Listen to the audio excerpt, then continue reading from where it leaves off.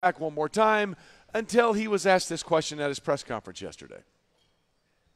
So you would support if he wanted to run some routes and get in the NFL? He will never play football. Okay. No. I mean, yeah. If it's kind of like that thing where my main objective is that he become a great person, and if he wants to get into the arts or sports, then yeah. I mean, I would fully support that.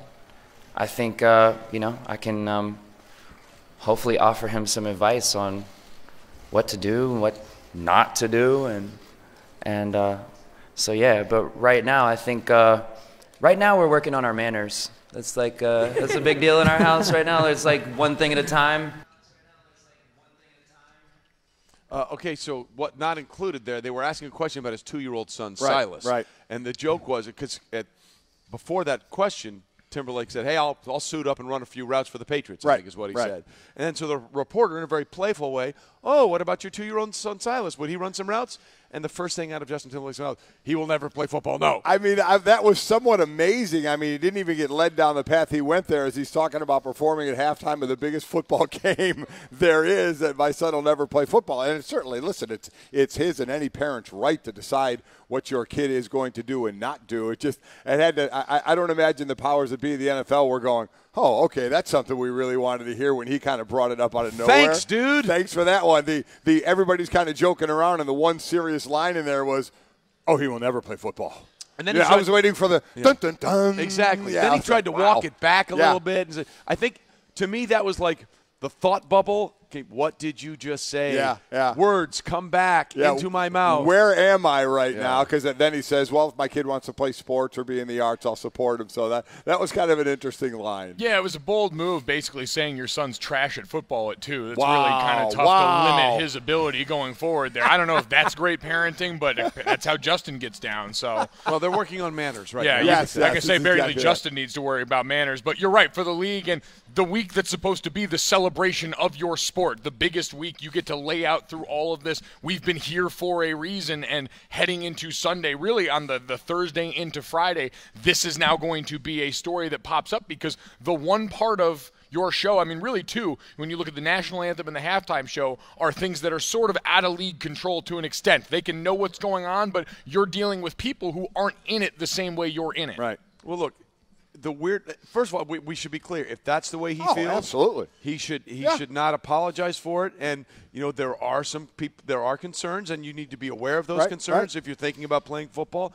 Mike played, my son played in college, so we all get that, we understand that. It just seemed so awkward because it wasn't a question like, Justin, we know you have a 2-year-old son, and we know that there have been some reports and concerns about kids shouldn't be playing football until, or maybe not at all. There are people, what do you think about that? Yeah. That was not the question. The question was, hey, would you want to let your son run some routes for us here? Yeah. My son will never play football. Yeah. It just seemed like it did seem a little odd. It blurted out before he realized, wait a minute. Yeah. I'm at the Super Bowl. I think they're paying me for my performance at the halftime. Yeah, you really do wonder what's inside people's head if that did ever register, that okay, you have every right to say that, but is this the spot you wanted to say it when you weren't even really asked that question? So like a lot of things, it'll really get blown up, but I can understand a little bit of it saying, okay, you're about to perform at the biggest football game, and you say, yeah, my kid's not playing football. Yeah, mentality-wise, to me, though, it seems like at least, similar to what we saw with player protests, where you're paid to do one thing, but you've got an opinion about another thing. You choose to share that opinion with the platform that you got, and the reaction is the part that becomes interesting then, because, again, Justin Timberlake is not wrong for saying what he said. Justin Timberlake, as an adult man who's a father of his son, is allowed to parent his son how he sees fit, but now it's the reaction of the NFL when, again, this is their bread and butter, and we saw the reaction of the NFL, the reaction of fans during the player protest period in the NFL. How does the reaction of the league office hold up in this when they do feel like, well, we invited you in for this. The Super Bowl halftime show is a big deal, and while Justin may not need the pub, it's still something where they feel like they reached out, and now maybe you get burned a little bit. Well, isn't he dropping a new album in the next couple of days? Dropped one already, yes. Yeah, okay. There you go. So, I mean, there's a reason he's doing this, right? Yes. I mean, there's a reason because it's good for him Good promotion. to be on this stage with it's going to be the most watched program of the year, and he's getting a benefit from this. Look, NBC is doing the game this year. We had Al Michaels on earlier in the week talking about doing his 10th Super Bowl. Who, for all these years, has been the face of sports on NBC? That'd be Bob Costas. Right. Bob Costas has decided he doesn't want to be here. Right. And it was a mutual decision between Bob and NBC because of some concerns he has about football. Right. And I respect that. Sure. I grew up watching Bob. I think he's one of the greatest sportscasters I've ever seen. I worked in St. Louis before I got to ESPN, and Bob was there, and I'm fortunate enough to call him a friend, and we talk a lot, and we've had this discussion in the past, but he chose not to be here because of the way he feels about it. Right. And that's what makes this awkward.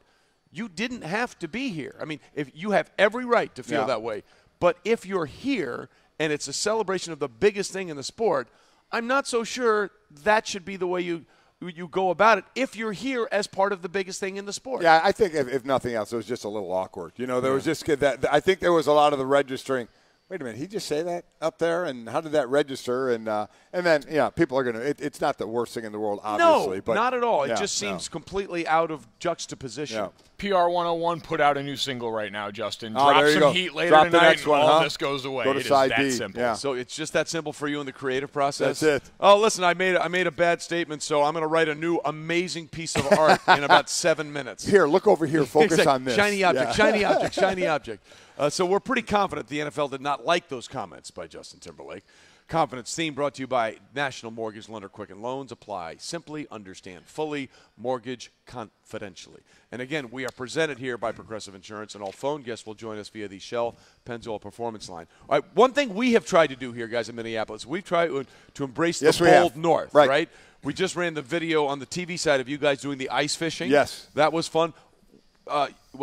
You caught the most. No, right? Mike caught the most. You caught the most. Who got the lunker? That was Katie Nolan, who had never fished before, and then her first time ice fishing. And while we were catching some crappie and some perch, she caught a 3-pound white bass. Nicely which done. is just stunning. So stunning. You did that part of it. Yeah. Teddy Bruschi and I came through here and did the Mall of America experience. Right. We did the roller coaster. We did the zip lining. We've done a bunch of stuff. And then yesterday, I did something that's going to make you jealous. Yeah. I don't know how you feel about it, but I know that this is going to make you very upset. It is. Oh, boy. And we'll get into that. And by the way, it is not as easy as it looks. Really? I will tell you that straight up. Okay. It is not as easy as it looks. Maybe for you. But they had one phrase that I really like that we'll get into because they do something after, no matter how the event goes, that I'm